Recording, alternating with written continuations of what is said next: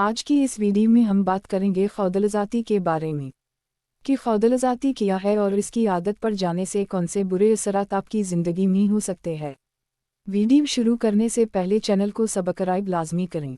خودلذاتی ایک عام روچیہ ہے جس کو تقریباً ہر مرد اور عورت اپنی زندگی میں کبھی نہ کبھی اختیار کرتے ہیں۔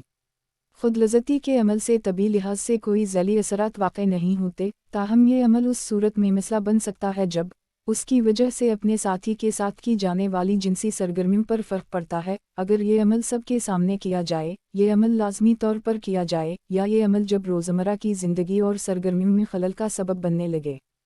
خودلذاتی کے عمل میں صرف کیے جانے وقت کا فیصلہ ہر فرد کے لیے انفرادی ہوتا ہے، تاہم اس عمل کو مسئلے کی صورت اختیار نہیں کرنا چاہیے۔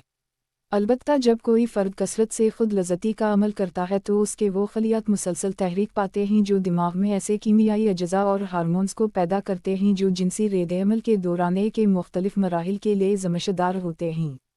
اسی طرح ان خلیات کا نہ صرف اپنا عمل تیز ہو جاتا ہے بلکہ ان کی تعداد میں بھی اضافہ ہو جاتا ہے، لہذا جب ایسا فرد خودلذاتی کا عمل کرتا ہے تو اس کے جسم میں ایسے کیمیائی اجزاء معمول سے زیادہ بنتے ہیں اور ان کے اثرات بھی معمول سے زیادہ ہوتے ہیں۔ یہ کیمیائی اجزاء ہمارے جسم موجود ایک قسم کے اعصابی نظام کو کنٹرول کرتے ہیں۔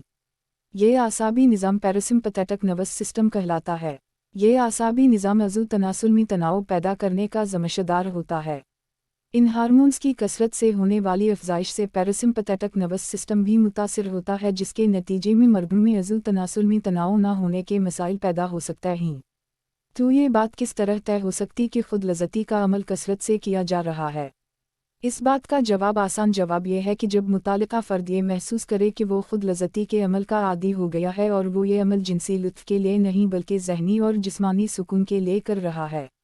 یہی وہ وقت یا مرحلہ ہوتا ہے جب متعلقہ فرد کو خود کو کنٹرول کرنے کی ضرورت ہوتی ہے اور اگر ضرورت ہو پیشہ ورانہ مدد حاصل کی جائے۔